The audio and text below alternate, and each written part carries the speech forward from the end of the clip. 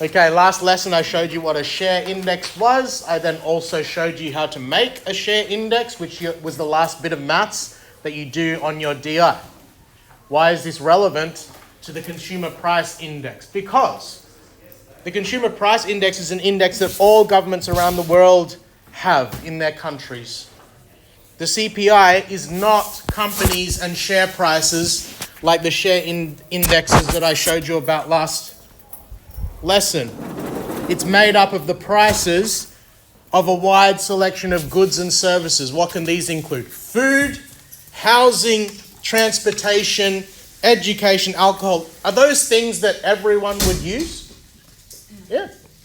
So basically, you can think of the CPI as an index that tracks the price of pretty much everything. You might remember in exercise 4G, inflation. Did I just give you the inflation rate? I just told you what the percentage inflation rate is. That comes from somewhere. In any particular country, the percentage change in the CPI is the inflation rate. So if you watch the news, it's probably your parents that are watching the news and they're going, oh man, inflation's up.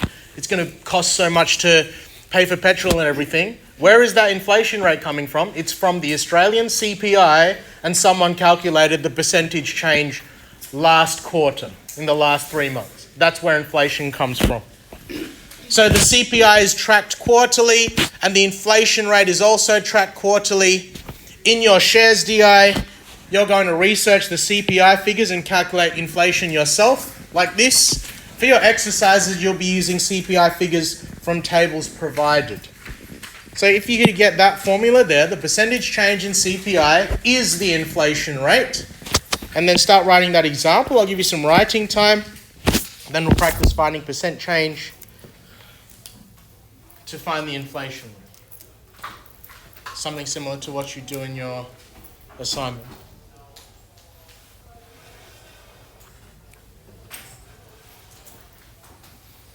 And just for the people that came in, last lesson of teaching, quite short, and then you've got the double.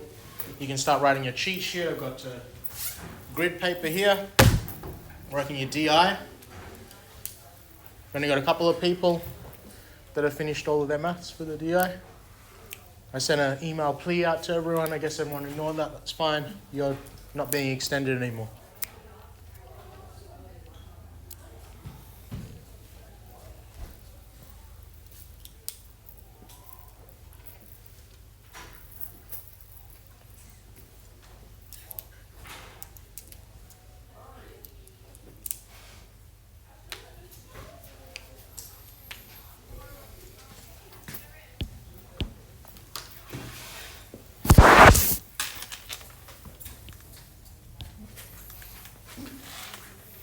So a quick overview again for the people that came in later. What is the CPI? It's called the Consumer Price Index.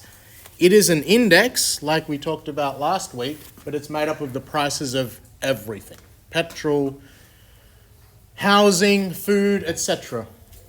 And what I'm telling you here is that if you find the percentage change in the CPI, that is the inflation rate for a given country.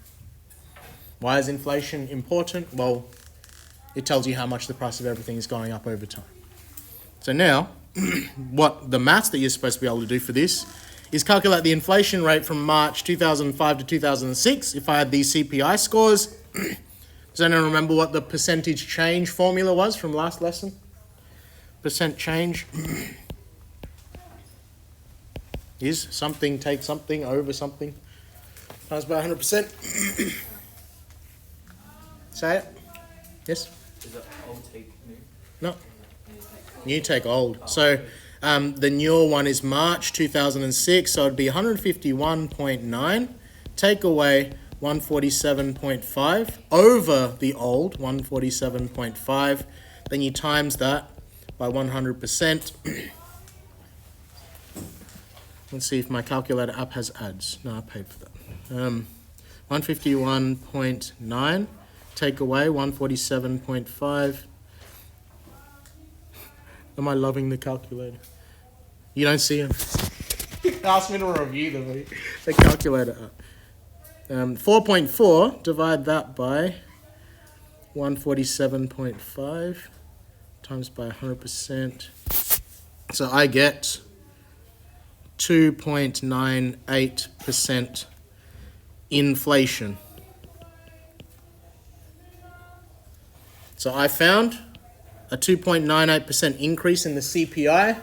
What is that also? That is the inflation rate for whichever country we're talking about here. Can you get that down, please? And I'll teach the last lesson. You're done for shares.